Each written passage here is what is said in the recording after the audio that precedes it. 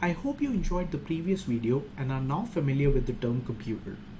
Just a quick recap, which is a computer consists of four components. First, an input. Second, a central processing unit which processes this input. Third, the storage or memory which stores the result of the processes that are applied on the input or the input itself. And fourth, the output, which is the result of the processes or computation that you apply on input in the form of a modality that can be rendered to a user. So we'll spend a little bit more time on processors or the central processing unit itself because it's such an important part of the computer. It's like the brain of the computer. And as I previously mentioned, which is computers just understand the language of zeros and ones. They can't understand anything else. And this language of zeros and ones is actually dependent on the central processing unit, which is the processor. And it's different for different processors, which is, it's called machine language, which is in binary. And every processor might have its own instruction set, which is, there are lots of processors out there, which is, for example, you have Intel that has like i3, i5, i7, and so on. You have some other processor brands like AMD. We have Apple, like Apple M1 chips, M2 chips, and so on. You have Google Tensor.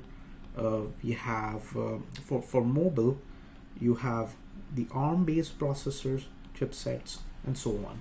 So all of these processors would have their own instruction set. And what's an instruction set?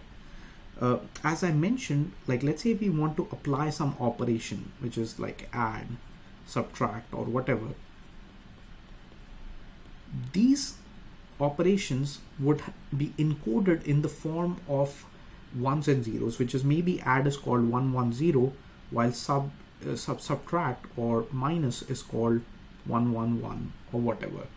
These numbers might be different for different processors, which is maybe add on an Intel processor is like 110, while the add instruction on another processor, like let's say if the add is on an ARM-based processor, maybe the designers decided to call this like 1111 or so on.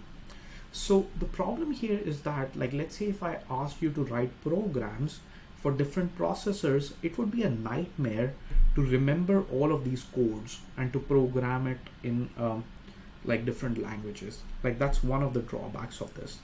Another issue is this, which is if even though, like let's say if there was consistency across these codes for different processors, it would be again like not in the best interest of a person who is writing it to convert these instructions into numbers like manually. Instead, what we do is, instead of writing code in a machine language like in the forms of ones and zeros, what we would typically do is to write code in a higher level language, which is a higher level programming language that might resemble similar to how we communicate amongst human beings. For example, we may use English, so Python is pretty close to English, or you might have other languages like C, C++, Java. These are higher level languages which once a human being reads, they are comfortable both reading and writing code. So a program is nothing but a set of instructions that you would write, and this program could be written, like is usually written in a higher level language so that it's easily comprehensible and extendable. And that's why we have different abstractions, which is we have different programs that would take a higher level language. Like let's say if I write an add operation, that would take this higher level language and convert it into ones and zeros. And that process of converting the higher level language, the source code or code from one high level language to another language is done by a computer programs that are called either compilers or interpreters. So again, just a quick recap, which is most of the programming is done in programming languages as we discussed in the previous video, and higher level languages are usually used when we try to describe or write code. So the code that we write like the programs that we make, when we save that program is called source code, which is the one that is written in higher level language like Java, C++, or Python. And this code is then sent to another program, which is, in this case, there are two different types of program. One is called a compiler and another one is called interpreter. And that program actually translates this code into something called machine code, which is like zeros and ones. So there are some languages in which you have the source code, which is the code you write, like let's say if you write a print statement or whatever, print hello, that is your source code. You pass this through another computer program, which is called a compiler. And these compilers are again written in, different languages. Like let's say when we talk about, C, C++, maybe the C++ compiler is written in C, the C compiler is written in some other previous C compiler, and then if you keep going downward, at the end you will reach like assembly language, and then that assembly language, like below that, it would be just binary, which is you have conversion of fundamental operations into mapped into some sort of codes of zeros and ones. So there are some languages that have this workflow where they would be compiled, which is the source code is compiled into like ones and zeros, and that's like the machine code. And a compiler is a program like which generally converts a higher level like programs written in a higher level language into some lower level language. It can also convert into one higher level language to another higher level language, but it can but it usually would convert a higher level language to a lower level language. Now there are certain programming languages that do not use a compiler, but they are called interpreted languages, or scripting languages such as Python. So in Python, we use something called an interpreter, which converts this Python code into ones and zeros step by step during the execution rather than compilation. So there are a few differences between compilation and interpreted languages. So just to give you a sense, which is compilers would take all of the source code and convert it into ones and zeros all in a single unit of time, which is they would change the source code into ones and zeros all at once, while interpreter would run the code line by line, which is one line at a time, and then this first line it would change it into ones and zeros, then it will go to the second line and it would change it into ones and zeros and so on. While a compiler, what it does is it changes the source code into something called an object file, and this object file you have to execute it by calling the executable. So once you take like higher level language, higher classes after the COP 3502, you will be more acquainted with compiled languages such as C and C++. But right now, this course will actually focus more on the Python language, which uses an interpreter. To be honest, actually it not only uses an interpreter, but Python also uses a compiler, which is it actually does break the entire process into two steps, which is the first thing it would do is some of the source code, which is you have some source code that is passed through a compiler, and that compiler changes it into a bytecode, and this bytecode is passed it into an interpreter, and after that this bytecode gets changed into zeros and ones. So that is actual workflow of conversion, but here the core argument is that it's an interpreted language because it interprets this bytecode line by line, which is it would change the bytecode for the first line into another like set of zeros and ones, and do the same for the entire program. Now let's look a little bit more into Python, which is now we'll start with Python. So we'll discuss how that works, which is probably most of you would have downloaded Python. And what I'm going to do is I'm going to show you a couple of resources, which is the number one we look into is something called idle. So let me open that. This is the default integrated development environment that comes with Python, which is once you open, you might have a shell that looks like this. Some of you might have this as white when you open it, but you can change the colors if you want by going to the options and configuring the IDE. Probably if you go to highlights, you should be able to change the colors from white to dark or whatever if you want to.